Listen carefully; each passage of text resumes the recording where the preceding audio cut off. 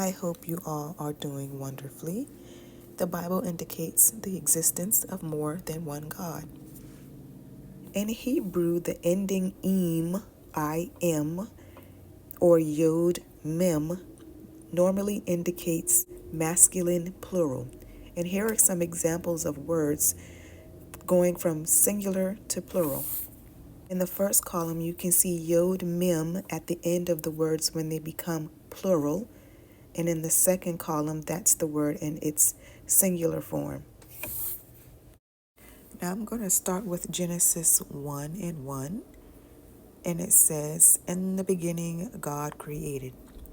Now, the Hebrew word for God in this particular section is the word Elohim.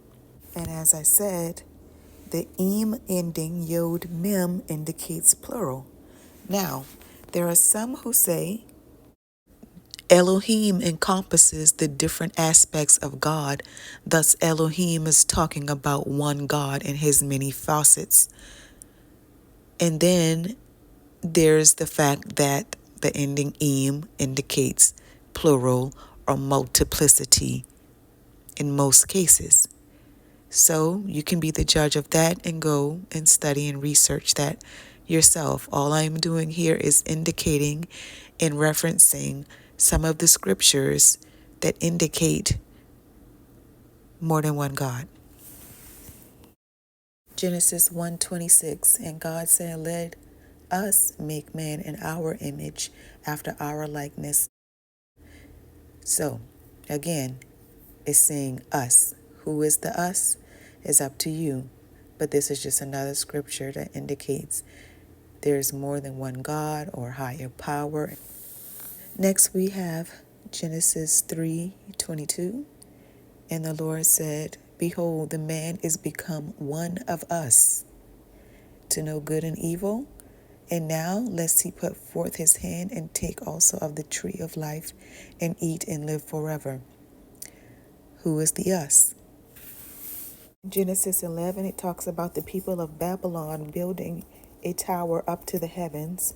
And it says, "Let us go down and confound their speech, so that they shall not understand one another." Now in this it says us. The Most High may be speaking of his angels. He may be speaking of other heavenly gods in some type of pantheon.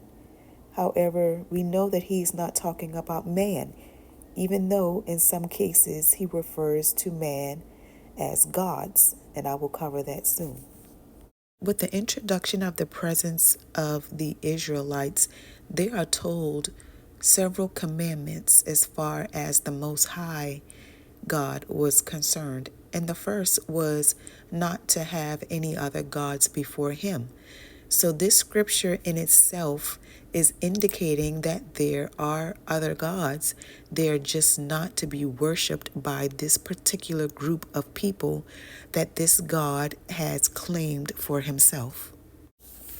Exodus 22:28 I find a bit interesting, and I'm going to read you some information about it. It says, "Do not revile the gods." The King James Version says, "Thou shalt not revile the gods," with a lowercase g, "nor curse the ruler of thy people."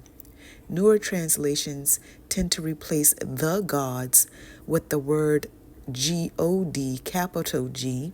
For example, the ESV version, "You shall not revile God, nor curse a ruler of your people." On the face of it, both the gods and God are valid translations of the Hebrew Elohim. However, there are some people that say the gods refers to pagan deities. So again, later on in the Bible, gods refer to people or lowercase g gods. Sometimes gods can refer to the pantheon, or sometimes gods can refer to the angels. Something to think about is the fact that if this is speaking about pagan gods and the word revile means to speak about in an insulting way, why would God tell you not to revile them or not to speak about them in an insulting way. And another thing to think about is the fact that why would he even mention them in the first place if they're not important or if they don't exist?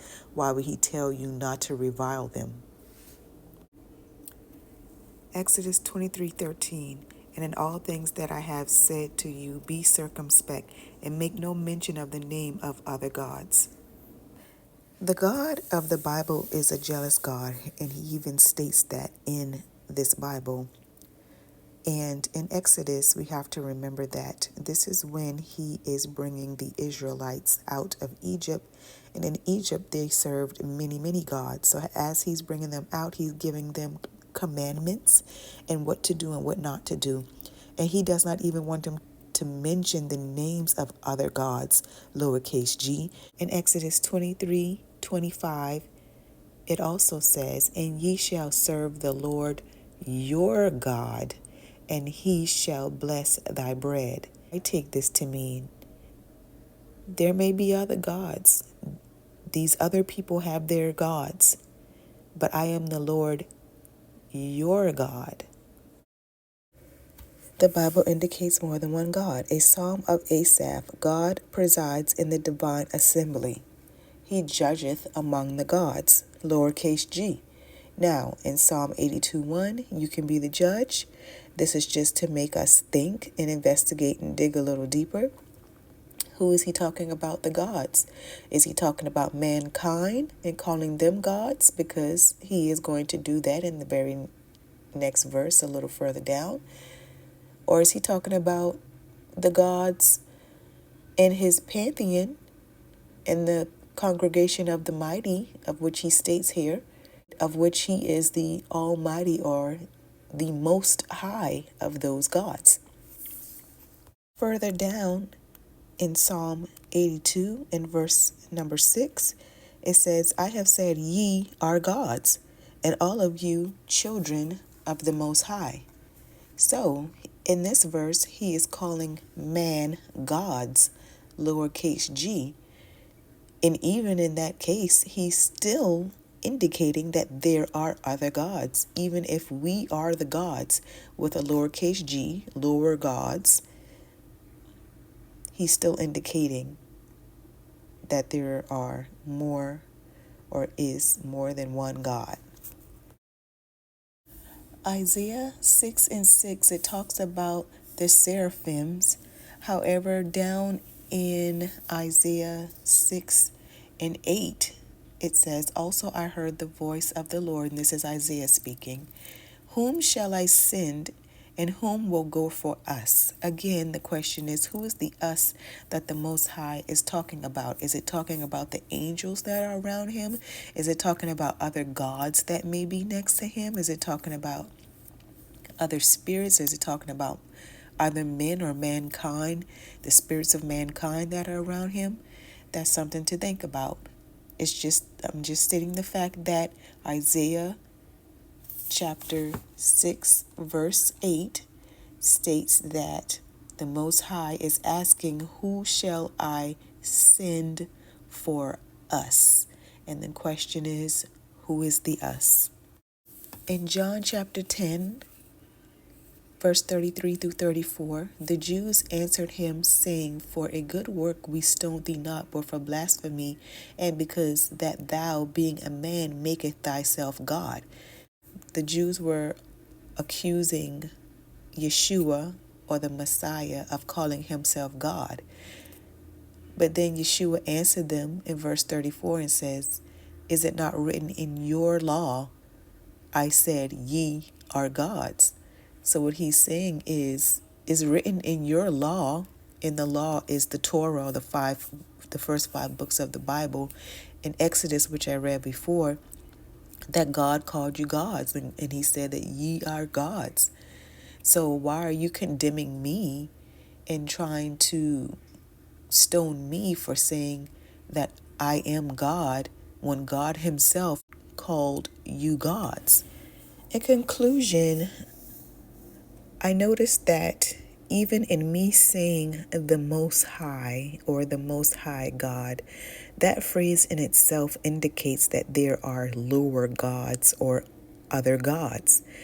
And so the scriptures that I made reference to in this video are some that indicate that there are other gods, even if those other gods are us, lowercase g's, or gods in the flesh, just like Yeshua was God in the flesh, or if it is referring to a pantheon of other higher gods, of which the Most High God is the mightiest and highest of them all, or if it's talking about judges or angels and other areas or, particular circumstances, because the word Elohim is plural in most cases in Hebrew, and it does refer to different types of beings, whether it be high gods or the Most High God, depending on how you look at that,